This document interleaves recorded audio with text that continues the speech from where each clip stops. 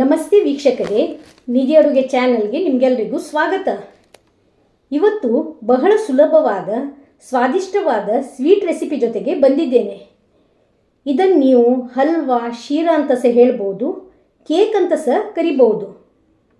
ಕರ್ನಾಟಕದ ಒಂದು ಪುಟ್ಟ ಪಟ್ಟಣ ಕಾರ್ಕಳದಿಂದ ಪ್ರಸಿದ್ಧಿ ಪಡೆದ ಈ ಕೇಕ್ಗೆ ಕಾರ್ಕಳ ಕೇಕ್ ಅಂತ ಕರೀತಾರೆ. ಕೊಂಕಣಿ GSB ಕಮ್ಯುನಿಟಿಯವರು ಸಮಾರಂಭಗಳಲ್ಲಿ, ಶುಭ ಸಂದರ್ಭಗಳಲ್ಲಿ ಸಾಮಾನ್ಯವಾಗಿ ಇದನ್ನು ಮಾಡ್ತಾರೆ. ಈ ಕೇಕ್ಗೆ ಮೈದಾ, ಬೇಕಿಂಗ್ ಸೋಡಾ, ಬೇಕಿಂಗ್ ಪೌಡರ್ ಯಾವುದು ಬೇಕಾಗಿಲ್ಲ. ಬೇಕ್ ಮಾಡುವ ಅಗತ್ಯವೂ ಇಲ್ಲ.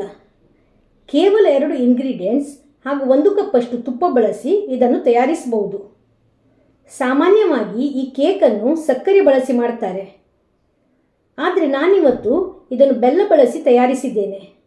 ಹಾಗಾಗಿ ಸಕ್ಕರೆ ಇಷ್ಟಪಡದವರು ಅಥವಾ ಆರೋಗ್ಯ ಸಮಸ್ಯೆ ಇರುವವರು ಇದನ್ನು ಮಾಡಿ ಸವಿಬಹುದು. ಬನ್ನಿ ರುಚಿಕರವಾದ ಸ್ವದೇಶಿ ಕೇಕ್, ಕಾರ್ಕಳ ಕೇಕ್ ಹೇಗೆ ಮಾಡೋದಂತ ನೋಡೋಣ. ಇಲ್ಲಿ ಮೊದಲಿಗೆ ಒಂದು ದಪ್ಪತಳ ಇರುವ ಪಾತ್ರೆಯನ್ನು ಗ್ಯಾಸಲ್ಲಿ ಇಡಬೇಕು. ಈ ರೆಸಿಪಿಗೆ ಇಲ್ಲಿ ಈ ಮೆಜರಿಂಗ್ ಕಪ್ಪಲ್ಲಿ 1 ಕಪ್ಪಷ್ಟು ತುಪ್ಪವನ್ನು ಬಳಸ್ತಾ ಇದ್ದೇನೆ. ಇದರಲ್ಲಿ ಸಾಧಾರಣ ಒಂದು 7 ರಿಂದ 8 ಟೇಬಲ್ ಸ್ಪೂನಷ್ಟು ತುಪ್ಪವಿದೆ.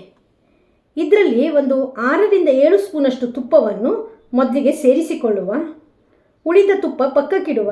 ಇದನ್ನು ನಾವು ನಂತರ ಉಪಯೋಗಿಸ್ತಾ ಇದ್ದೇವೆ. ಇಲ್ಲಿ ಈ ತುಪ್ಪ ಬಿಸಿಯಾಗಲಿ. ಈ ಬದಿ ನಾನು ಕೆಲವು ಡ್ರೈ ಫ್ರೂಟ್ಸನ್ನು ತೆಗೆದಿಟ್ಟಿದ್ದೇನೆ. ಒಣ ದ್ರಾಕ್ಷಿ ಹಾಗೂ ಗೇರು ಬೀಜವನ್ನು ಈ ಸ್ವೀಟಿಗೆ ಬಳಸ್ತಾ ಇದ್ದೇನೆ. ಕಾದ ತುಪ್ಪದಲ್ಲಿ ಇದನ್ನು ಸೇರಿಸಿ ಹುರ್ಕೊಳ್ಳುವ. ಲೋ ಫ್ಲೇಮಲ್ಲಿ ಇದನ್ನು 1 ರಿಂದ 1.5 ನಿಮಿಷಗಳ ಕಾಲ ಹುರಿದು ಈ ಗೇರು ಬೀಜ ಲೈಟಾಗಿ ಫ್ರೈ ಆಗಬೇಕು. ಹಾಗೂ ದ್ರಾಕ್ಷಿ ಕೂಡ ಚೆನ್ನಾಗಿ ಫ್ರೈ ಆಗಿ ಉಬ್ಬಿ ಬರಬೇಕು. ಇಷ್ಟಾಗುವಾಗ ಫ್ಲೇಮನ್ನು ಆಫ್ ಮಾಡಿ ಇದನ್ನು ತೆಗೆದು ಒಂದು ಪ್ಲೇಟಲ್ಲಿ ಇಡಬೇಕು.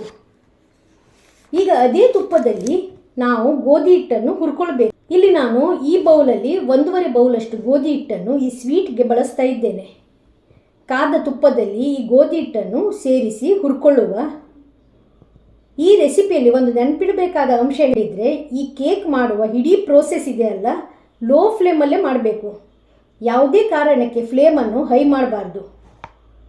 ಈಗ ಇದು ಹುರಿತಾ ಇರುವಾಗ ನಾವು ಯಾವ ಕಪ್ಪಲ್ಲಿ ಗೋಧಿ ಹಿಟ್ಟು ತೆಗೆದುಕೊಂಡಿದ್ದೇವೆ ನೋಡಿ, ಅದೇ ಬೌಲಲ್ಲಿ 1 ಬೌಲಷ್ಟು ಬಿಸಿ ನೀರನ್ನು ಒಂದು ಪಾತ್ರೆಗೆ ಸೇರಿಸಿಕೊಳ್ಳುವ. ಹಾಗೂ ಅದರಲ್ಲಿ 1.5 ಕಪ್ಪಷ್ಟು ಬೆಲ್ಲದ ಹುಡಿಯನ್ನು ಸೇರಿಸಬೇಕು. ಗೋಧಿ ಹಿಟ್ಟು ಹಾಗೂ ಬೆಲ್ಲದ ಹುಡಿಯ ಪ್ರಮಾಣ ಸರಿಸಮನಾಗಿರಬೇಕು. ಸ್ಪೂನಿಂದ ಇದನ್ನು ಚೆನ್ನಾಗಿ ಮಿಕ್ಸ್ ಮಾಡಿ ಕರಗಿಸಿಕೊಳ್ಬೇಕು.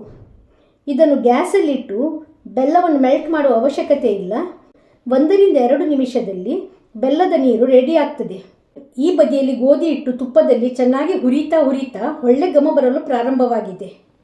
ಇದನ್ನು ಮತ್ತಷ್ಟು ಹೊತ್ತು ಕೈ ಬಿಡದೆ ಈ ರೀತಿಯಲ್ಲಿ ನಾವು ಮಗಚಿಕೊಳ್ಬೇಕು. ಈಗ ಗೋಧಿ ಹಿಟ್ಟು ನೋಡಿ ಕಲರ್ ಚೇಂಜ್ ಆಗಿ ಲೈಟಾಗಿ ಕಂದು ಬಣ್ಣ ಬರಲು ಪ್ರಾರಂಭವಾಗಿದೆ. ಒಟ್ಟಿಗೆ ಇದನ್ನಿಲ್ಲಿ ಒಂದು 8 ರಿಂದ 10 ನಿಮಿಷಗಳ ಕಾಲ ಹುರ್ಕೊಂಡಿದ್ದೇನೆ. ಈ ರೀತಿ ಮಗಚುತ್ತಾ ಈ ಗೋಧಿ ಹಿಟ್ಟು ಇದೆಯಲ್ಲ, ಕಲರ್ ಚೇಂಜ್ ಆಗಬೇಕು, ಲೈಟಾಗಿ ಕಂದು ಬಣ್ಣ ಬರಬೇಕು. ಇಷ್ಟಾಗುವಾಗ ಇದು ಆಗಿದೆ ಅಂತ ಅರ್ಥ. ಈಗ ಇದರಲ್ಲಿ ಬೆಲ್ಲದ ನೀರನ್ನು ಸೇರಿಸಬೇಕು. ಈ ರೀತಿ ಸ್ಟ್ರೈನರಿಂದ ಸೋಸಿ ಈ ನೀರನ್ನು ಈ ಗೋಧಿ ಹಿಟ್ಟಿಗೆ ಸೇರಿಸಿಕೊಳ್ಳುವ. ಗೋಧಿ ಹಿಟ್ಟಿನ ಜೊತೆಗೆ ಇದನ್ನು ಚೆನ್ನಾಗಿ ಮಿಕ್ಸ್ ಮಾಡಿಕೊಳ್ಬೇಕು. ಬೆಲ್ಲದ ನೀರು ಗೋಧಿ ಹುಡಿ ಚೆನ್ನಾಗಿ ಸೇರಿಕೊಂಡು ಹಿಟ್ಟು ಬೆಲ್ಲದ ನೀರಿನ ಜೊತೆಗೆ ಚೆನ್ನಾಗಿ ಇಲ್ಲಿ ಹೊಂದಿಕೊಳ್ಳಲು ಪ್ರಾರಂಭವಾಗಿದೆ. ನೀರು ಹೀರಿ ಇದು ಗಟ್ಟಿಯಾಗಿ ಕೂಡ ಬಂದಿದೆ. ಇದನ್ನು ಇನ್ನಷ್ಟು ಹೊತ್ತು ನಾವು ಮಗಚುವ.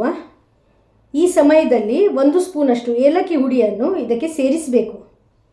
ಹಿಟ್ಟು ಮತ್ತಷ್ಟು ಗಟ್ಟಿಯಾಗಿ ತಳಬಿಡಲು ಪ್ರಾರಂಭವಾಗಿದೆ. ಈಗ ನಾವು ತೆಗೆದಿಟ್ಟ ಉಳಿದ ತುಪ್ಪವನ್ನು ಇದರಲ್ಲಿ ಸೇರಿಸಬೇಕು. ಈಗ ಈ ಸಿಹಿ ಮಿಶ್ರಣ ಇದೆಯಲ್ಲ, ಮತ್ತಷ್ಟು ನಾವು ಮಗಚಿಕೊಳ್ಬೇಕು. ಈಗ ಇದು ಕಂಪ್ಲೀಟಾಗಿ ಗಟ್ಟಿಯಾಗಿ ಬಾಣಲೆಯಿಂದ ತಳಬಿಡಲು ಪ್ರಾರಂಭವಾಗಿದೆ ಹಾಗೂ ಪೂರ್ತಿಯಾಗಿ ಎದ್ದು ಬರಲು ಸಹ ಪ್ರಾರಂಭವಾಗಿದೆ. ಈಗ ಇದು ಆಗಿದೆ ಅಂತ ಅರ್ಥ. ಈಗ ಇದರಲ್ಲಿ ನಾವು ಆಗಲೇ ಹುರಿದಿಟ್ಟ ಗೇರು ಬೀಜ ಹಾಗೂ ದ್ರಾಕ್ಷಿಯನ್ನು ಸೇರಿಸಿ ಚೆನ್ನಾಗಿ ಮಿಕ್ಸ್ ಮಾಡಿಕೊಂಡು ಗ್ಯಾಸ್ ಫ್ಲೇಮನ್ನು ಆಫ್ ಮಾಡುವ. ಈ ಬದಿಯಲ್ಲಿ ಸ್ಟೀಲ್ ಡಬ್ಬಿಗೆ ತುಪ್ಪವನ್ನು ಗ್ರೀಸ್ ಮಾಡಿಟ್ಟಿದ್ದೇನೆ. ತಯಾರಿಸಿದ ಈ ಮಿಶ್ರಣವನ್ನು ಇದರಲ್ಲಿ ಸೇರಿಸುವ. ಸ್ಪೂನಿಂದ ಇದನ್ನು ಈ ರೀತಿಯಲ್ಲಿ ತಟ್ಟಿಕೊಂಡು ಲೆವೆಲ್ ಮಾಡಬೇಕು. ಈ ರೀತಿ ಮಾಡುವುದರಿಂದ ಕೇಕ್ ಇದೆಯಲ್ಲ, ಬೇಕಾದ ಆಕಾರಕ್ಕೆ ನಾವು ಶೇಪ್ ಮಾಡ್ಬೋದು. ಈಗ ಒಂದು 5 ನಿಮಿಷ ನಂತರ ಇದು ಸೆಟ್ ಆಗಿದೆ. ಈಗ ಇದನ್ನು ಡಿಮೋಲ್ಡ್ ಮಾಡಬೇಕು. ಒಂದು ಪ್ಲೇಟಲ್ಲಿ ಇದನ್ನು ಕವಚಿ ಹಾಕಿ ಈ ರೀತಿ ಮೆಲ್ಲನೆ ತಟ್ಟಿ ಇದನ್ನು ಸುಲಭದಲ್ಲಿ ಡಿಮೋಲ್ಡ್ ಮಾಡ್ಬೋದು. ನೋಡಿ ಎಷ್ಟು ಚೆನ್ನಾಗಿ ಬಂದಿದೆ ನೋಡಿ. ರುಚಿಯಂತೂ ಅದ್ಭುತವಾಗಿರ್ತದೆ. ಬೇಕರಿಯಲ್ಲಿ ಸಿಗುವ ದುಬಾರಿ ಸ್ವೀಟ್ಗಿಂತ ಹೆಚ್ಚು ರುಚಿಯಾಗಿ ಆರೋಗ್ಯಕರವಾದ ಈ ಸ್ವೀಟ್ ತಿನ್ನಲು ಬಹಳ ರುಚಿ, ತಯಾರಿಸಲು ಅಷ್ಟೇ ಸುಲಭ. ಕೇವಲ 15 ನಿಮಿಷದಲ್ಲಿ ಇದನ್ನು ತಯಾರಿಸಬಹುದು.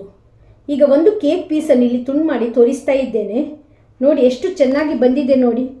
ಮನೆಯಲ್ಲಿ ದಿಢೀರನೆ ನೆಂಟರು ಬಂದಾಗ ಅಥವಾ ಚಿಕ್ಕ ಫಂಕ್ಷನ್ಗಳಿಗೆ ಈ ರೀತಿ ಸ್ವೀಟನ್ನು ಮಾಡಬಹುದು. ನೆಕ್ಸ್ಟ್ ಟೈಮ್ ನೀವು ಸ್ವೀಟ್ ಟ್ರೈ ಮಾಡುವಾಗ ಖಂಡಿತ ಈ ಸ್ವೀಟನ್ನು ಟ್ರೈ ಮಾಡಿ. ಇವತ್ತಿನ ಈ ಕಾರ್ಕಳ ಕೇಕ್ ಇಷ್ಟವಾಗಿದ್ದಲ್ಲಿ ರೆಸಿಪಿಗೆ ಲೈಕ್ ಕೊಡಿ, ಶೇರ್ ಮಾಡಿ. ಚಾನಲನ್ನು ಸಬ್ಸ್ಕ್ರೈಬ್ ಮಾಡದೆ ನೋಡ್ತಾ ಇರುವವರು ದಯವಿಟ್ಟು ಸಬ್ಸ್ಕ್ರೈಬ್ ಮಾಡಿ. ಧನ್ಯವಾದಗಳು.